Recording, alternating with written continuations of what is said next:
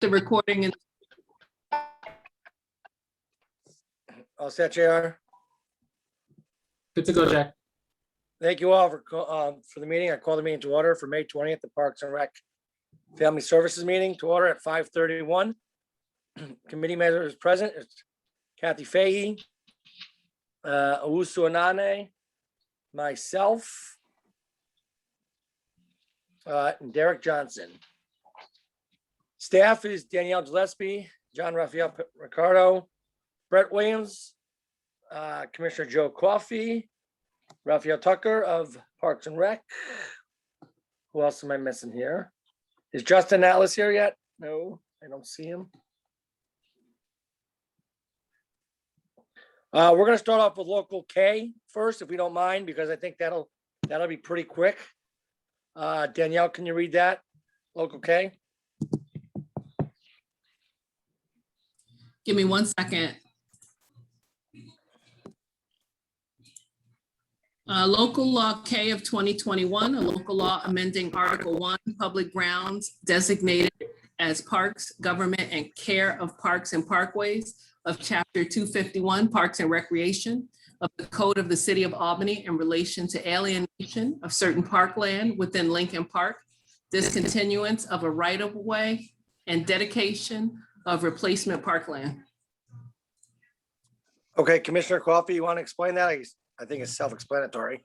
Yeah, this goes back to the council members to the alienation of parkland process we started back in 2019 for the Beaver Creek Clean River Project. As you know, we're occupying a small portion of the existing parkland just north of Dr. Martin Luther King Boulevard near Toast School. And to offset that, we had identified a parcel to add to the Lincoln Park, and that's the triangle section that had some streets going around it from Swan Street, Park, and Myrtle, that little triangle up in the corner. So if you notice that has actually already been modified. We put some sidewalks in there, took the road out, and we did that in advance of when DGS and the city are going to do the paving and sidewalk projects on Park Avenue. So we needed to get out in front of that. So this simply is the identification of the new piece of land that's going to be added to Lincoln Park that then becomes codified in this new local law. This is the ribbon on the cake. I think this is the last action that's required to complete the alienation. Ribbon on the cake, that's probably not the icing on the cake. That's some mixed metaphors. This is what happens, Jack, when you get up at 5:30, go to work at 5:30 in the morning. So does anybody have any questions? I actually drove by it today. It looked gorgeous. It doesn't even look like there's even a road there previously. So I'm sure Kathy's going by as it's part of her ward. Yeah. Does anybody have any questions? Kathy, yep. Joe, can you just explain once again what the piece that is being donated to the park, where that's located? Yeah, so if you're coming from Morton Avenue and you drive down, past where the Toast School is, and you have the entrance, the one-way entrance into where the Lincoln Park pool is. As you go a little bit farther up, you have Park Avenue on your left, and there formerly was that little triangle piece of property that Park Avenue extended and connected back down to where Myrtle Avenue is. So if you went, that's that little piece of triangle land that had the roadway's been abandoned. Now that's sidewalk. So the sidewalks have all been completed, and that's now no longer a through street. And that actually changed a little bit of the traffic pattern on South Swan between Park and Myrtle. That used to be one way, that's now two way. Mm-hmm. So that's all been completed. And again, Kathy, we wanted to get out there and complete that work before the city paving contract goes through to do the improved paving on Park Avenue and sidewalks down that area. Okay, this is, I'm really happy to hear about the new sidewalks and the paving on Park. It's the first I've heard of it. I've been asking about that for a while now. So that will be done. Yeah, that's on their paving schedule. I'm not sure what contract it is, but we needed to get done and get out of their way. So I suspect that probably is imminent. Okay, that's great news. Thank you.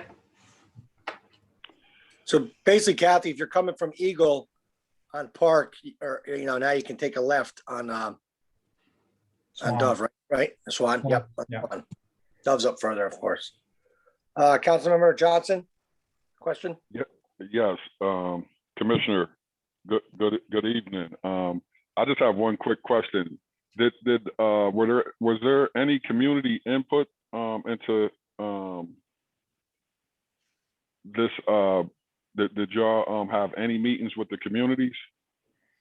As I said before, Councilman Johnson, this process started with Homeland, back with the legislature back in 2019. There were multiple meetings that identified this element as part of the overall Lincoln Park project. So I think, again, we talked last night when we had a project meeting with the community on the bowl. I'm thinking it was about 15 community meetings, public meetings at Toast that had a couple hundred people in them, and a variety of different neighborhood association meetings over the past probably 2.5 years. So this was part of that whole process, seeker process. There was an environmental process. All the stuff was published. So there was multiple elements and I guess multiple times where this was discussed with the community. Okay, thank you. You're welcome. Are there any more comments from council members? If not, can I get a motion to accept this for Kathy Fay? Yes, I'll make the motion to Favorable. favorable for the parkland alienation. Can I get a second? I'll second it. All right, all in favor, say aye. All right. Aye. Any nays? Any abstentions? Thank you. Thank you, Commissioner Coffey. Thank you, folks. Now we're going to talk about the summer programs for the city of Albany. Do I assume Raphael Tucker will be presenting? Correct. All right, go for it. Thank you for showing up. Oh, there's All right, Justin. no problem. Good evening, everyone. I'm going to try to share my PowerPoint. Do everyone see this, or did Danielle need to share it for me? We don't see it yet.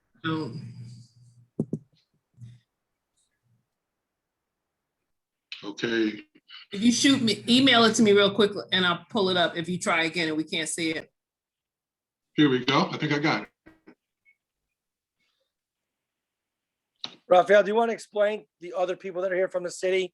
Unfortunately, I don't know their names and titles. Sure. I have with me this evening Diamond Quarles. She is our outreach counselor, coordinating counselor, and we have Linda DPTO. I mispronounced her name. Sorry about that, Linda. She's been with the program for over 20 years, and she's our payroll specialist. Thank you. You're very welcome. Does everyone see the PowerPoint? Yes. Okay, great. So again, good evening, everyone. Presenting, talking about this year, the Summer Youth Employment Program 2021. Our application went live, step one, starting March 1st through March 31st. It was online. As a result of that, we had 905 young people who did complete the application and submit it. And that again was the first step in the 3-step process for this year. During that month, the last 2 weeks was the timeline where they could initially start step 2, whereby they could bring in their sensitive documents and payroll packet, which means birth certificates, Social Security card, working papers, and the completed payroll packet. As you can see in the timeline, due to different situations of pushback or low participation, we allowed young people to have different opportunities to submit their documents for step 2. We reached out to them by calling them, as well as reached out to the schools, informing them that step 2 was a part of the process before the youth could receive a receipt, which is our typical process. Once the application has been completely submitted for the program, everything has been submitted and it's okay to move forward for placement. Step 3 is the orientation. Due to the COVID world, years prior, we had face-to-face orientation sessions at Albany High and at Toast. This year it was totally all online, and the dates for that was May 10th through the 14th. As a result of that, initial 905 students who did submit their application online, we had 573 who did complete step 2. And to date, we have extended that orientation timeline, and we have approximately 482 youth who have completed the orientation, which includes our survey. A few statistics comparing last year with this year's program. Seeing how the program has grown and moved forward from COVID. Last year, these are statistics for 2020. Moving forward for 2021, we had more youth who did participate in applying. The number here, again, the 573 of those who completed step 1 and step 2. But more importantly, as a plus for the program for the city, the income qualifier had been dropped for the program. Last year, due to COVID, monies were tight and shifted around, and we only were able to utilize the state's TANF monies for the program. This year, we have monies in the city's budget for the LIGHT program, as well as potentially monies from the state through TANF. The next slide will give you a visual comparison of our enrollment, how the different youth throughout the city have participated in the summer youth program. So at glance, you can see the different areas of zip codes where the largest number of our youth do participate in the summer program compared to last year and again this year, with the higher zip code areas being highlighted on the chart. This year as well, we've updated the Youth Employee Handbook to include new procedures and policies, and more importantly, being COVID safe, but also allowing the young people to review the typically asked questions Q&A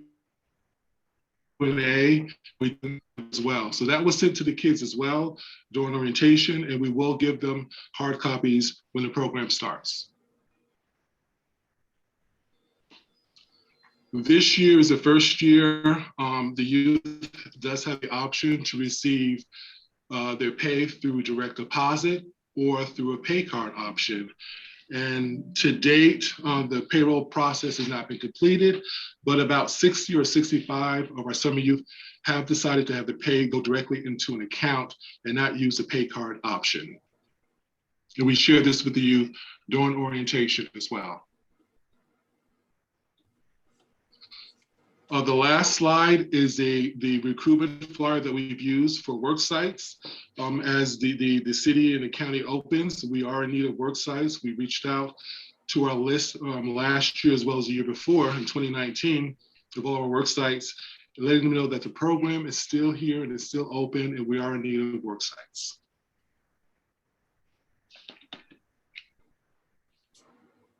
There's my presentation. Are there any questions? Mr. Johnson.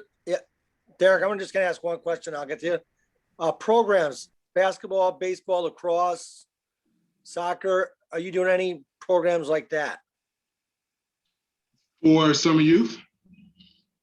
Yes, for anybody in the summer.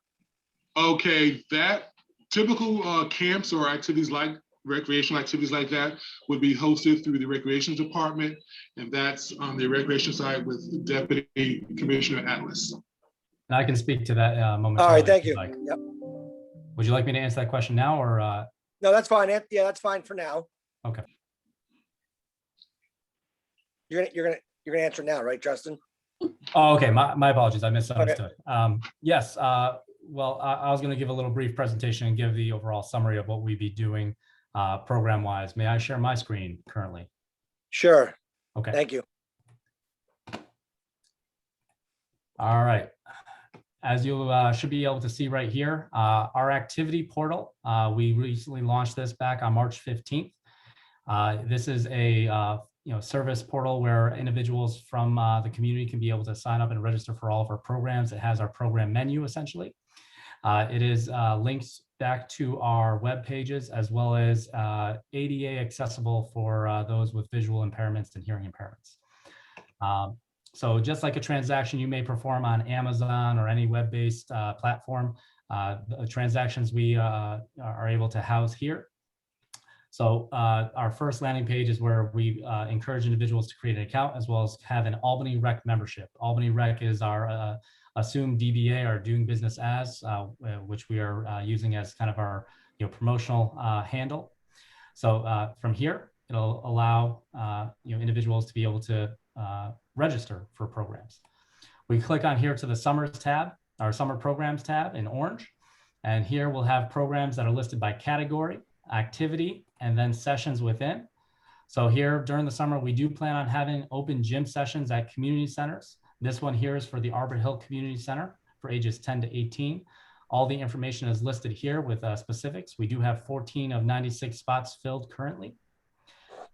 We can close that. We go back. One of the big programs that are our summer camp style programs that we're doing that mimic last year's style program is the Activate Recreation Summer Program.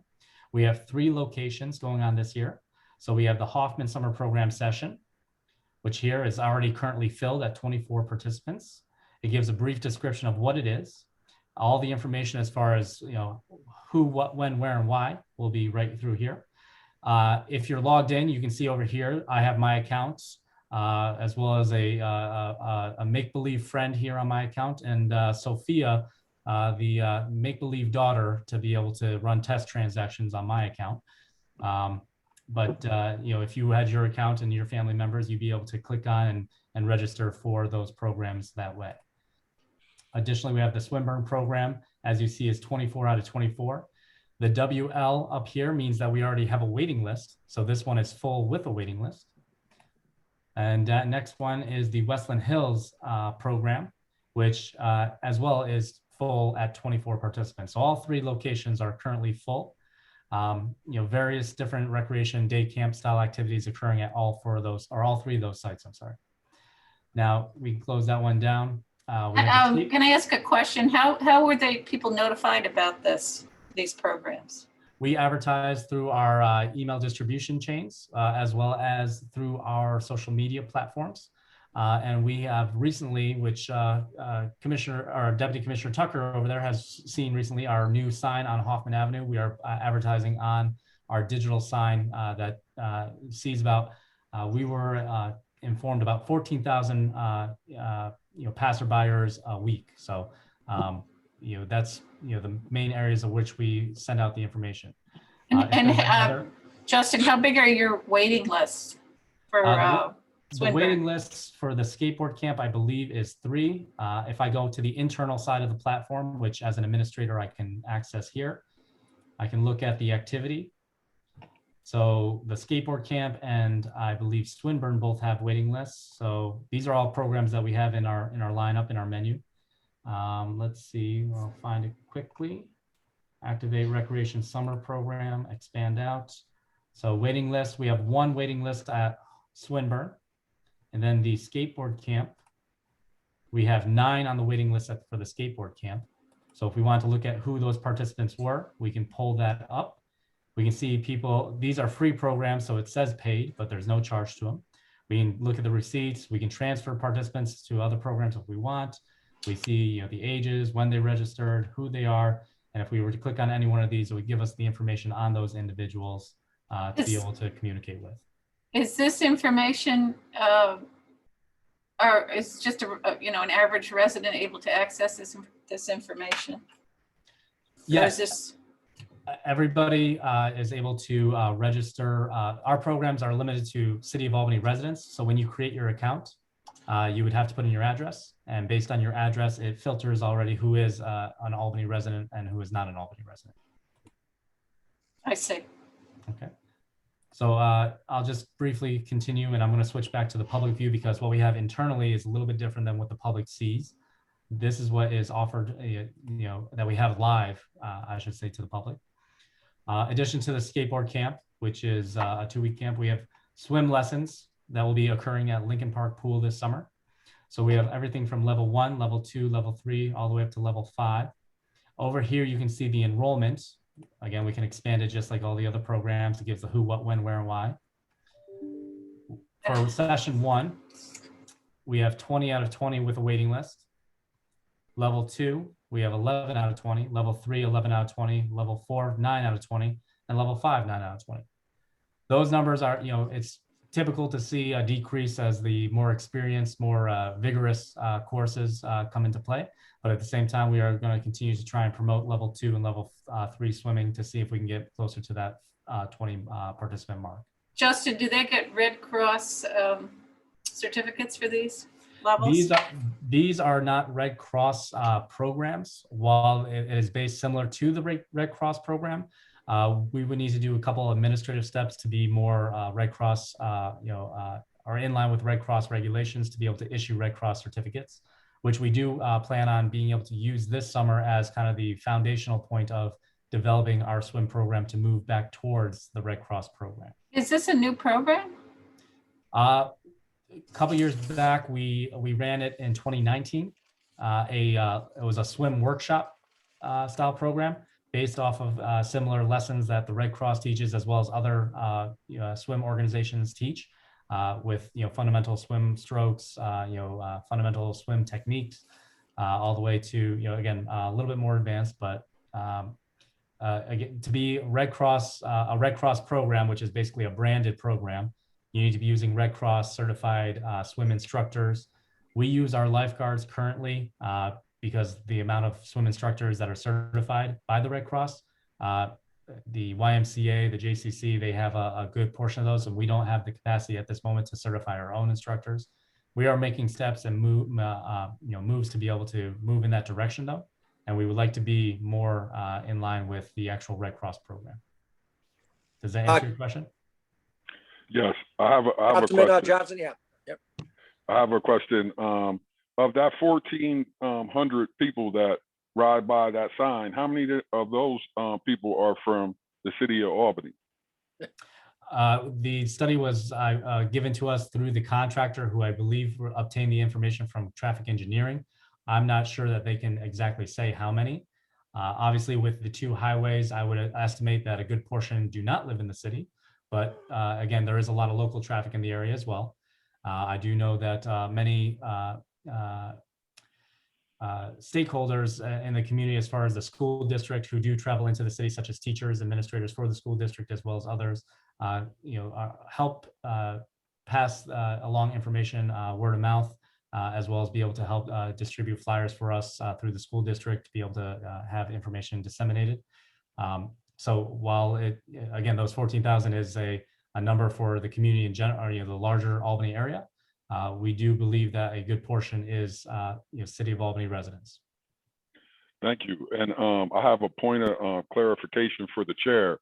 In the future, when a presentation is made, I think that for you to jump in and ask a question about something else before you give people a chance to ask a question about the presentation that we're currently listening to is just not fair. I just had to listen to 2 presentations, and I had some questions from the first presentation.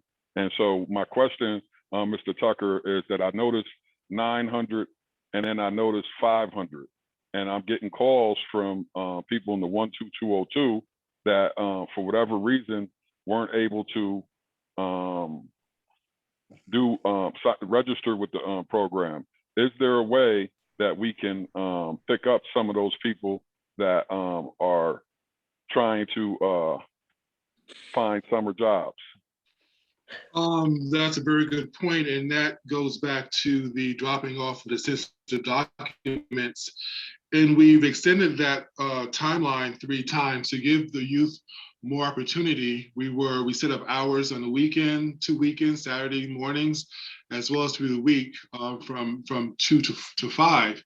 And the turnout was very low in all the events. The only one we had a positive response for the kids dropping off the documents was only 1. And we've had more man hours for the drop off step 1 and 2 this year compared to previous years. So it is unfortunate. We have reached out to the schools, letting the schools know, both public, private, and charter schools, those students at the particular schools needed to complete that process. And we reached out, and to hold back the process for step 2, push back the timeline for everything internally for our operation. So that is a big drop. You're absolutely correct. But we did try, and again, as you can see, we extended the deadline 3 times. Because I appreciate you extending the deadline, but you know, historically the schools have been very instrumental in making the contacts, and a lot of those students, unfortunately, are virtual students. A lot of those students this year, we didn't get the chance to lay eyes on one day because they've been pretty much out of the building.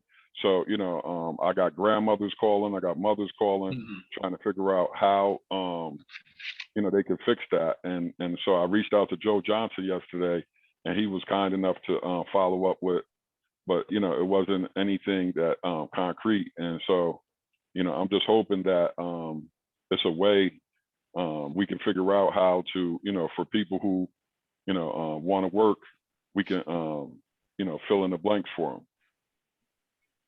Okay, you know, that's a good suggestion, and we've tried. Again, we're working with the youth because again, that's a big drop, like I said. So moving forward, for those young people who have completed everything in a timely fashion, we have to move forward with the recruitment for work sites and placing them in the jobs that we currently have. So. It pushes back the entire cycle for the timeline for our office because it's a lot of in planning involved, a lot of regrouping involved when things get adjusted. Well, thank you so much, Mr. Tucker. You're welcome. Does anybody have any other questions for Mr. Tucker while he's? Well, I hadn't finished talking to Justin, but Raphael, I mean, I do have a question for you too. Okay. You know, when you look at the zip codes there and applications, there are some zip codes where applications are quite low. And I don't see the slide that shows that. So I'm just wondering, do you look at that and try to consider how you can do better outreach in those zip codes? I don't recall which ones they were. 12204, I think, is one of them. And yes, 12205, 12207. Yes, what we have done in the past, and including this year, is we contact the schools. We have a contact person at each school, letting them know that the applications will be coming out, and we also do social media. So it's been advertised widely, but we do special attempts to do so. Again, with COVID, this year being better than last, we're being optimistic for even next year for 2022, that'll even be better. So we can make attempts to do that. What 12207, what area is that? 12207, I know 12208 is by New Scotland area. 12207, I'm not 100% sure where that is. That may be Pine Hills. Yeah, I don't think it is. The city hall. Oh, okay. Very small. Well, then that Very makes small. sense. Okay, Okay. then that makes sense. But North Albany sounds like, you know, we really didn't get kids from there. 12204. Okay, Correct. thank you. And then I'm sorry, back to Justin. I really wanted to ask a couple more questions about the swim program. There's been a lot of conversations that are, you know, we never get enough lifeguards in these past several years to run the Lincoln Park pool program and the other swimming areas in the city. So these kinds of feeder programs where kids can learn to swim are so extremely important. So I'm really happy to see that's being more developed. I'm concerned though, maybe you can explain a little bit more, you know, just because they're lifeguards doesn't necessarily mean they know how to teach kids to swim. So can you speak a little bit more about the program? I'm curious. I mean, the Red Cross program is excellent.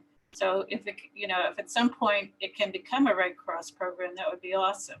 But I was wondering what you're doing with the lifeguards to teach them how to teach these kids. Yep. Hey, Justin, 1 second. Hold on, Justin. For the Okay. record, Councilmember always here with us. Thank you. All right, to answer your question, and first I'll start off with saying it is our goal to be able to have a formal Red Cross Learn to Swim program, and Learn to Swim is trademarked by the Red Cross. learn to swim program within 2 years. So that is our objective as far as being able to get back to it. With how we operate the program, it is myself, who I am a certified instructor, as well as we have brought aboard another individual who is an assistant aquatic manager, it's a seasonal position, who is a certified instructor. We lead the instruction and the lifeguards monitor the techniques as the participants. So it is a teacher with teacher assistant style model as of right now. So, I spend time, I go in the pool, I put on the bathing suit, and, I focus on making sure that I'm monitoring not only the lifeguards, but the kids. I see Diamond smiling and laughing about that a little bit. But yes, we focus on making sure that there is layers to the education and the teaching of the participants. And we focus on the fundamentals. We don't, again, we don't issue certificates.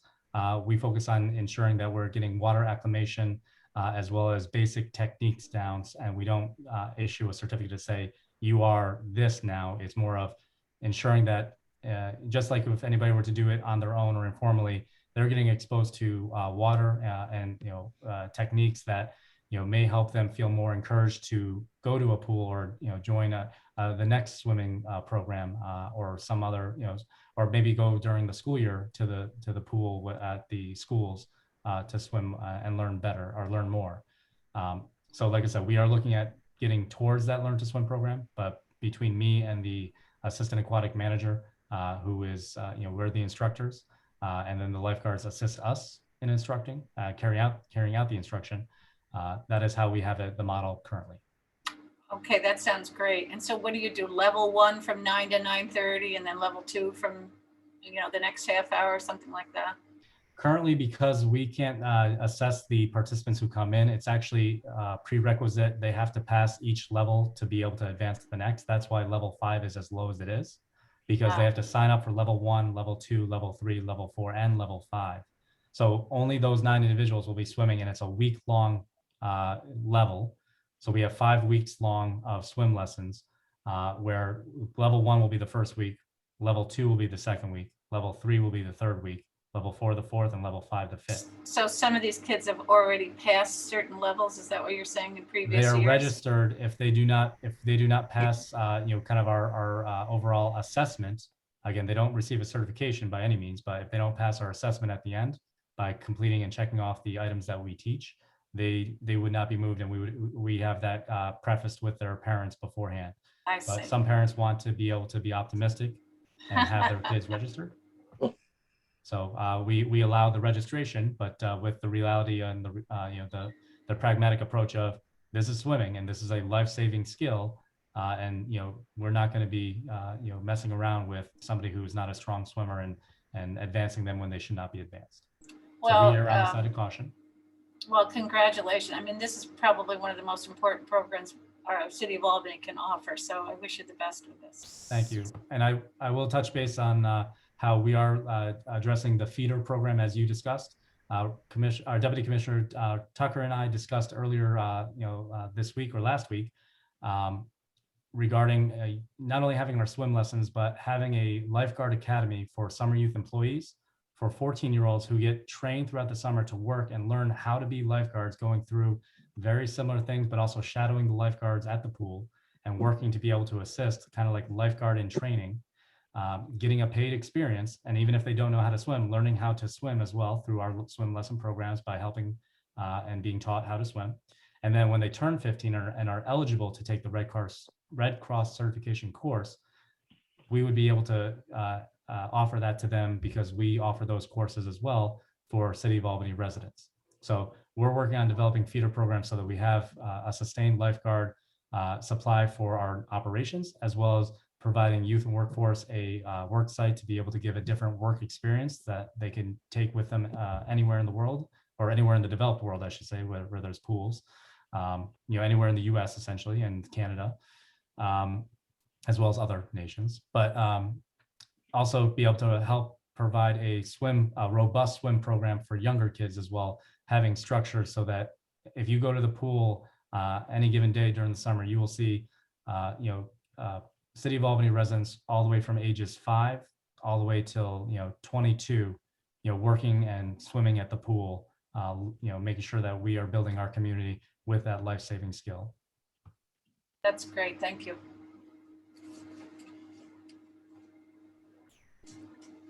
Justin, do you have more of the presentation? Or I do have one other program that I would like to highlight, which is kind of one of our bigger programs for this summer. I will share my screen again if that's okay. sure. Okay. So this last program that I want to talk about is a summer team basketball league. This is going to be at the 4 locations listed here: Black Lives Matter Park, Hoffman Park, Hackett Park, and Madison Park. This is going to be where about 3 days a week, teenagers in 2 divisions, 13 to 15, and then 13 to 16, and then 17 to 19, will be able to play and compete against each other in a league-style fashion throughout the summer. This is also partially supported by a grant fund, which is focused on being able to provide health metrics for young males, in particular African-American males within the community, so that way we can be able to help and promote health and wellness, through that demographic, through the grant that we've received. Additionally, this program has spawned also interest with the College of St. Rose women's basketball team, and they are going to be helping to support through personnel and guidance on a women's league over by Madison Park, in which girls will be having young women in the city of Albany, residents will be able to have a league to be able to participate in a similar fashion.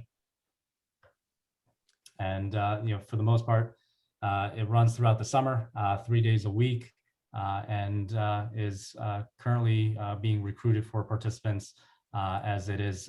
We haven't really advertised it too heavily, this one, but we're going to be moving quickly in the next week and weeks to come. Now that is separate from, I think Decky or Jamel was doing a program, right? Is that Correct? They're doing a program specifically at the Arbor Hills Sports Complex, which Okay. Again is supported by the Arbor Hills Sports Complex Committee, which we as city representatives are in touch with, but at the same time it is a community-based committee that helps guide decisions and programming at that sports complex. Jamel Hood is going to be a part of our league as well, as he is an avid basketball enthusiast and a great community advocate and driver of basketball programs. We value his work and his what he's done with us so far and what he continues to do in the community. But the Arbor Hill Sports Complex program is a separate program, as well as there are a couple other leagues in the city as well that do go on. But we at the Department of Recreation wanted to be able to highlight and run a program of ours as well. And where our intention is not to compete with the other leagues, but more so be able to leverage and utilize the facilities in areas that haven't been utilized, such as I believe it's the X-Men League that has been down at Lincoln Park, Lincoln Square, which I know they're waiting on the new courts, that project to move forward, as well as the Arbor Hill Sports Complex League. We're not looking to take over or interfere with those. We're looking to be able to facilitate leagues in other areas of the city, so that way we can continue to build active and productive recreation activity that the community likes, enjoys, and wants throughout the summer. Councilmember Johnson, I'm sure you and I may have the same questions. The fields that Hoffman, I drove by, there was a football league going. Who's organizing all these fields with all the organizations that are out there? Because like I said, Jamel wants it. Well, there's a lot of going on right now, especially with COVID kind of dying down. You must get a lot of requests to use the fields financially. I assume residents have priority first over outside. I understand. Can you explain that a little bit? I remember last year was financial, whoever. So sharing the screen once again, if we go up, facility reservations can be conducted through here. So anybody is eligible to come through here. And while we have it set as, we can set it to have residents have a priority. So if we want to reserve the gymnasium, or let's say Hoffman Park was the example you were giving, that is fully football field. So you can look on the calendar. If it's green, it means it's opening completely. If it's yellow, that means it's partially opened. If it was red or all red, that means there would be no opening. So individuals can come on here, create their account, select a date, and then select the time they would want to reserve the field. If they want to repeat the reservation, they can go through this whole process. If they don't, they just want it for one time, they can do the checkout process here. It'll give the information. And just like with any online browser or not browser, but any online marketplace, you go through a checkout process and you create a reservation, you get emailed at the end. But we list all of our facilities here that are reservable at this time. Sometimes it'll be based on season, so we take them off for a season, like Swinburne Skating Rink. We shouldn't have that, so we have Swinburne Park, but the skating rink, that shouldn't be up. We should be taking that down. But again, it comes through and we get emailed whenever a reservation is made. I get emailed directly. The operations manager gets emailed directly exactly when the reservation is made. And then to kind of give an internal side of how it gets processed, we go here to our facility tab. Pending rentals come up here. And we have quite a few that need to be addressed right now. So these individuals, the users, the dates, the times, the locations, we have the ability to accept or decline based on city needs or requirements or terms and conditions. And we can go through and edit, adjust if we need to. But through here, all the transactions for facility reservations are kept. We have a record of everything that is done, as well as we can view what is going on internally via calendars. So if we want to be able to search, we can see the facilities closed at this point. This is Plumeri Sports Complex right now is the default I have it on, but we have Albany Youth or Albany Soccer Club here. They have a reservation. Gives us an indication that money is due by the red dollar sign. Albany Senators here. It looks like the reservation is tentative because it's not green. So this is a way that we track and look at all these requests that are coming in. To your point, if we decide as a city that we want to be giving preference to residents, we have the ability to configure this so that residents can register and reserve beforehand over other individuals. So let's say we open up our reservation process March 15th.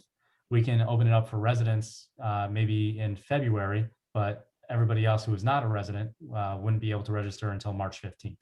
So we have the ability to configure it in that regard so that the technology works for us and that it is a more 21st century modern way of being able to conduct the business of recreation management.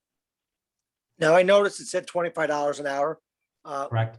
Where did you just come up that number? The reason why I asked that is I know a lot of places charge 40 to 50 an hour for like basketball courts. That's why I just asked where that number came from. The $25 per hour came from a consolidation of a lot of the price points that were going about back in 2018 when I came into my role here. Many of the leagues were arguing, why do they get this rate? Why do they get this rate? And we were able to assess internally that as a municipality, again, equity and fairness is what is the name of the game for us. So we made it for all of our facility reservations except the Swinburne Skating Rink. It is $25 for everybody, but the Swinburne Skating Rink just like is the same for everybody. It's $60 an hour. We were going to be bringing it to the council's attention about possibly changing pricing and talking about in greater detail what price points may be acceptable, what we might want to work towards, as well as with the mayor's office and the budget office and the treasurer's office to be able to kind of have those discussions in greater depth before making any changes. So right now we're keeping it at $25 per hour. However, there is always the option of if there is a waiver from City Hall or the commissioner, we have the opportunity based on we have an academic waiver for the school district if they would like to use a facility, but it's based on academic needs, like a field day for a school. We may waive the fee for that. So we have different options. If it's a sponsored event by a council member, so to speak, we would look at waiving the fee for those as well.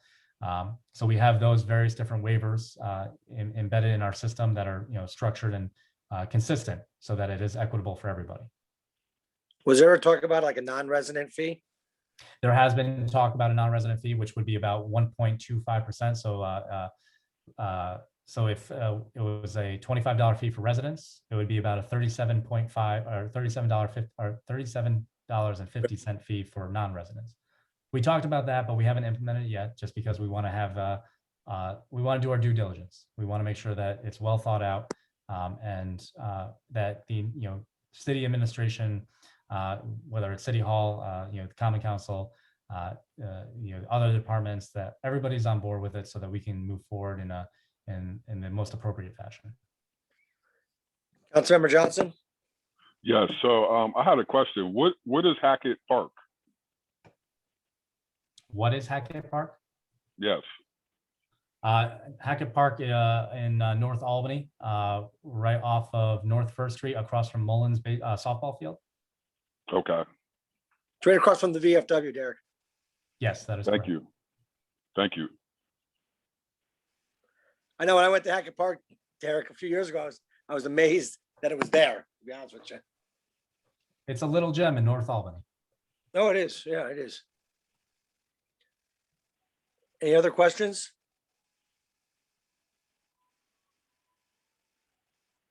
All right.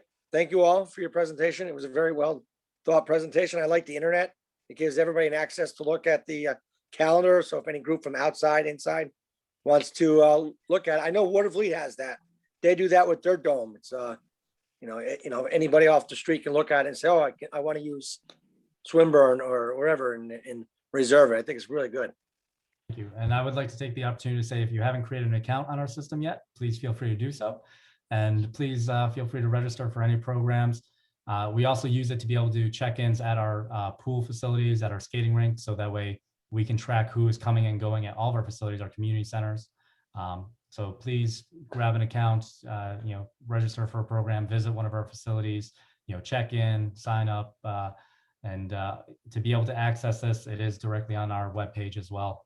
So please feel free to do so, as well as forward information on to all constituents, so that we can get everybody involved and everybody informed. Actually, I just have another question. I should have asked this earlier, but due to COVID, are you, what are the policies and procedures going forward right now where we're at with the kids? Temperature check, what are you doing? Governor Cuomo's released new guidelines today that we're meeting internally in the next few days to talk about how we're implementing for our summer programs. As of right now, with our open community centers, we do require masks to be worn by any participant that's coming into our rec centers, as well as the fitness centers down at the Quail Street Boxing Gym and the Lincoln Park Fitness Center. We don't do temperature checks as people enter in, but we do monitor and track who's coming in, as well as make sure we have the contact tracing ability. But it's mostly social distancing, sanitizing, and mask wearing is the basis of the protocols as of right now. Tom Hoy, do you have a question? I know you're driving. Danielle, do you have a question?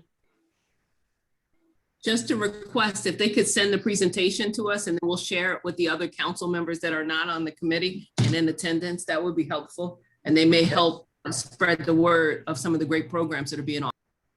Yeah, just Councilmember Fahey? Jack. Kathy, yeah. Justin, this new software program, was this a very big purchase? I mean, this must have taken quite a long time to set up. So the purchase, we back in the fall of 2019, we started looking at different opportunities. We had Rec Desk previously, which was about a $3,500 annual investment. It wasn't meeting our needs though, and even half of our staff didn't buy into it. They weren't using it. We weren't getting our value out of it. So as we looked at looking elsewhere, we looked at various different companies. This one stood out because of ease of use, functionality, and the ability to actually get the job done. So when we decided to make the transition all through 2020, we did testing, we did previews, trainings, and then we finally were able to move forward and develop a contract. So the The first initial setup fee is about $7,000. We paid $12,000 total for this first year. But one of the benefits that they gave us, because it is the same company that actually runs the website for the city, Civic Plus. This is their Civic Rec product. They also own and operate C-Click Fix. So we now have 3 different products from the same company, which if you're familiar with the webpage and enjoy the webpage, which we've built the recreation webpage, and we think it's a good interface overall, very user-friendly. Same thing with our Civic Rec, very user-friendly, very, gets everything done that we need to get done. So we went forward with that. And one of the things that they did, because we were a customer, we looked at a bundle option. They gave us the Audio Eye, which is the ADA compatibility accessibility feature for free as an added bonus because of the customer value that they value the city of Albany as a customer. They're also giving us document upload for this first year as a complimentary service. So we have the ability to upload documents securely, whether they're health records, which for the summer, by Governor Cuomo's orders, we will need to have vaccination records up, for every participant in our programs, which is, again, a very time-saving, cost-saving endeavor by not having to, staff individuals to be able to collect all that data information from all the participants. Additionally, going forward, it is going to be about a $4,000, to $4,500 annual for the first 3 years. A cost, which we've already budgeted for, or at least we've put it in our budget, and we, spoken with the budget office about that, which is a little bit higher than the previous one. But at the same time, when 100% of our staff are using it, and we didn't do our facility reservation process on our old system because it didn't work for us. And now 100% of the operations we do for recreation are based off of this system. We are getting our value out of it. Commissioner Jones would like to say that we were driving an old beat up car like from the 80s before, and now we're driving a brand new Cadillac. That's the kind of the difference that when we presented to him, because we actually, and it took us 3 months to configure. We did do a little bit of a faster pace because we wanted to get it out there by the springtime. The company worked with us to be able to do that. They were hands-on with us, and they have a good support team overall. And we launched on March 15th. And when we presented to Commissioner Jones and taught him how to use it, because the entire team, all 7 of us here at Recreation on the admin side, we presented to him and informed him how to use it. His exact words were, "I feel like I'm driving a brand new Cadillac right now compared to our old system." So, like I said, please, create an account, look at the programs, and we hope that it's a great tool and a hub of information as well as activity, so that we can show that Albany is a great place to live, work, and play. It looks great. Thank you. Councilmember Johnson. Yeah, so I just would like to say technology is a gift and a curse. It alleviates, it makes a lot of things easier. But it takes away the face-to-face. A lot of people feel like that they can't have access when they have a concern. You call, you get an answer machine, you get I'm gonna send a person to a voicemail, you don't get a return. That's been my experience as a councilman. So like I just see this department and other departments in the city just going automated on us. And I think that, once again, I've said this time and time again, Albany is a relationship rich town, and technology sometimes interferes with relationships. So I just will hope that the department would be mindful of that and still create opportunities for people who aren't tech savvy and don't have access to internet or computers. Thank you. Thank you, Councilmember Johnson. Just to speak briefly on that, we have kind of anticipated, again, not everybody, and we know for sure that not everybody has internet access. We focus on making sure that we're using technology such as this to be able to perform the 75% of transactions that can go through without an issue, and that people, they get it in, they get it on and register and they're good. But those 25% that either can't have, and again, these are arbitrary numbers, not scientific numbers, but kind of estimations. But it frees up our time, because if we're dealing with those 75% of transactions that go smoothly, that's still taking our time. And again, we have all our admin staff members who are trained with it, so that each one of us can answer and do that customer service and engage individuals who might be having difficulty with the platform, or who might give us a call, and we can actually sign them up internally and do the transaction for them. We also, at each one of our centers, we've trained all of our frontline staff in this platform, so that anybody who comes to the center, just like if you were to go to a YMCA or a JCC or any health club, and you ask, oh, I would like to register for this, or I'd like to purchase a drink behind the counter, such as a Gatorade or something like that, our frontline staff can engage with those individuals and have that interaction to be able to still have that one-on-one and run the transaction for them. It's to alleviate and help with the transactions that are day to day, that go 100% well and don't have an issue with, but also to be able to make sure that we're optimizing our manpower, our woman power, our staff and personnel, to be able to do the job effectively for all 97,000 residents within the city. Because we are like most city departments, we get stretched thin from time to time, and we want to make sure that we can give quality service as well as the quantity of service. We appreciate the cautionary advice. So thank you very much. I was just about to ask a question about the soccer fields, but I'll let Councilmember Hoey speak. I'm sure that's coming up next. Well, I was going to say something. One of the things I wanted to bring up, Justin, and I know your department no longer takes care of the cutting the grass and stuff, but I do have a problem at Luanello Park or Sunset Park, Yep. Right off of Cortland. The grass is almost 2 feet high. Do you have any input to GGS to ask them, when parks get a certain way, to get the grass cut? I know it's not your responsibility, but while it's not my responsibility, internally? Sorry to interrupt. While it is not my responsibility, I like to take it upon myself as a resident of the city to help make sure that we're taking pride in where we live and where we play, as well as where we work. Okay. So we do meet with DGS monthly in particular. However, I have we've developed great communication between our departments. So if this is an issue that for whatever reason DGS hasn't gotten to it yet, as there's a million things that they deal with as well.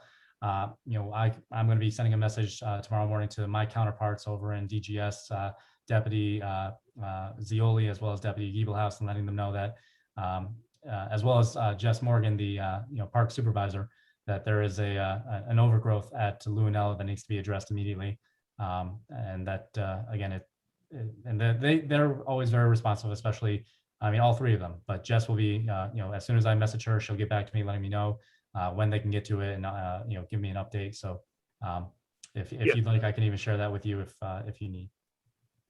Yeah, and what I can do is, what happened was a resident sent me an email and also emailed DGS complaining about it. It just happened a few hours ago, and it's just fresh on my mind. Well, we're speaking of Sunset Park. Some years ago, Frank Camiso got a grant from the county legislature to put in 2 soccer nets. And they're really gotten in bed, like the netting itself is falling off. In the past, in the wintertime, they would take the nets down and put them in storage, but that didn't happen this year. And with COVID, I can understand. But is there any way we could have, take a look at those soccer goals, and if we need to buy a couple of nets for it, we could find out who the vendor was. They're small nets; it's not big. I'd really appreciate it.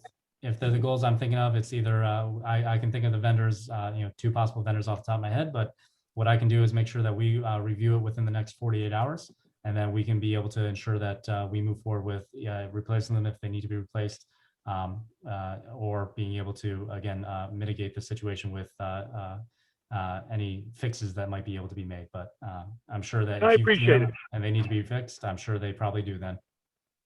Okay, and you know they are worth a couple of $1,000s when we bought them with the grant, so it's good. And Jack kind of let in, and I mean, I know the soccer field over behind the downtown, the alumni quad. I can't think of the field. Everwick Park. We played there, Beverwick Park. That, you know, the coaches themselves are bringing lawnmowers to keep that grass cut. But you know, and I would like, I mean, you know, I think soccer is one of those sports that we need to get our youth involved in, our inner city youth. There's a lot more opportunities, and we've talked before, and I know you were a soccer player years ago. And you know, Jack kind of made me ask about it, but is there any, how are we doing as far as coming up with a really good playing fields for the soccer and for our kids? Well, Councilmember, as we discussed, I believe mid last year or maybe even 2019, it was more of, you know, I would love to see, and Commissioner Jones is kind of on board with the idea of a soccer complex kind of taking over that Beverwick Park area. It would definitely require netting around it, but also because it was a former landfill, from what I've been told. One of the things we've actually started working towards, first and foremost, is to be able to do the planning and assessment of what would need to be done with the actual soils and dirt in order to be able to build any facility on there. So planning is the first, and actually getting architectural plans developed. We've already met with the budget office, and when we did preliminary discussions about what what projects we would like to see coming out of the funds that are, you know, coming from the federal stimulus package. One of our requests was for capital improvement plans for not only looking at the Beverwick Park with the landfill material underneath, but also looking at Torino soccer fields across from Hoffman Park, by the American Legion baseball field and across from the FBI building. So we're looking at planning and assessing so that way we can have legitimate courses of action as opposed to just kind of throwing things at the wall and hoping they stick. We're trying to make sure we're methodical about it, and that way we have in a definitive way to be able to say in 2 years we can have this if we decide to move forward with it, as opposed to, well, we're going to try and look at this, or we're going to try and look at that. So that's where we're at. And again, as we continue to develop that, I'm happy to reach back out to you and keep you involved, because one, I believe many hands make light work, but also two, I don't have the full picture on everything in general. So I like to be able to get other individuals' perspectives. So I'm happy to reach out to you as well as any other stakeholders who might have ideas that can help propel and drive the project home, essentially. Although home would be a baseball reference, not a soccer reference. Thank you, Justin. Thank you for the work you're doing. You're really doing a great job. Thank you. Well, thank you for the kind words. Justin, since we're talking about fields, Bleecker Stadium, what's the update? What is it being used for? Can we utilize it more? Because I got a constituent ask me about Bleecker Stadium. So if you want me to pull up the calendar, I can show. We can show. But just the summation of it. What's that? So basically, it's being utilized all summer long with some type of programs. Currently, Albany Twilight is utilizing it. And we actually got a proposal that would conflict with Albany Twilight, and we were going to bring it to the council's attention because we figured this might be something that, as well as the mayor's office attention, there is a push for an amateur soccer league to be playing at UAlbany, playing their games at UAlbany, but they would like to do a practice at Bleecker Stadium. Their practice would conflict with Albany Twilight, but they're willing to be able to put back in, and they proposed X amount of programs for a significant amount of programs for youth to be able to operate over the course of the next 3 to 5 years, camps, clinics, leagues for various different ages, which from a perspective of just overall value, when you're weighing the two, while Albany Twilight is a nice spectating amenity, what has been proposed by this amateur startup soccer league is very enticing, but it's something that again needs to be made as on a kind of greater level. We're interested to hear more from them. They're giving us a proposal as far as they have given us a proposal, and we do plan on doing a second meeting with them. And the individuals are, for the most part, local individuals who are, well-versed in soccer as well as, business and connected with professional soccer leagues. So they have a legitimate shot of actually, moving forward with their amateur team, and they're looking for a practice facility in which they've identified Bleecker Stadium as where they would like to be. Now, if a soccer facility were to be developed at Beverwick Park, that might be an obvious way to be able to move. But at this moment, that's kind of a conversation that we're having, which again, I'm happy to be able to bring in other individuals to help have this conversation, because it's a bigger conversation. But as far as to answer your question, Bleecker Stadium, Twilight League is going through August 9th. They're pretty much 6 days a week on the baseball field. We have the Swinburne summer camp program that's going to be in the morning, and they're going to use that field during the morning time. And then we have the softball field, which is reserved for various different groups who use it throughout the week. So we have the baseball field, the softball field going, a good amount, so it's fairly, reserved throughout the summer. But city programs do take priority. So if there is something that needs to be done or wants to be done, again, that is always it's in our terms and conditions that city programs always take priority over any facility reservation. Well, I'm glad you said that, because I was thinking about, you could easily put 4 kids fields in Bleecker Stadium. That was my point, that it could be utilized for kids soccer. And we're looking at that. And one of the things, because the fence is so, the iron fence around it, and I'm not sure if that's actually part of the historic aspect of the facility, if not just the building.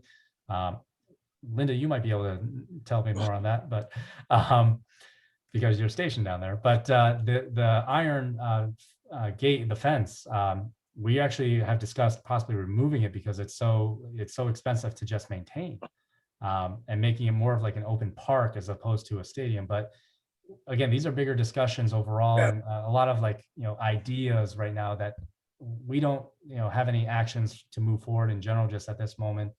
But we do want to be having discussions of, and I think the pandemic shined a light on parks and recreation in general, and the opportunities that we have in the city, and how we do have spaces, but we a lot of them need to be modernized. So, and how do we have and operate modern recreation facilities to meet the needs that we currently have and that we want to have, not only tomorrow, but in 2035, where do we want to be and what do we want to be working with? So I know it's kind of going off tangent, but Bleecker Stadium is being utilized. People always want to use it. It does have lights, so it's used into the evening. But overall, we're doing what we can when we can right now. Thank you. Does anybody else have any more questions or comments? If not, thank you all. Thank you for your hard work. Thanks for keeping our kids safe and active. That's the ultimate goal, is to keep them occupied. If not, can I get a motion to adjourn the meeting?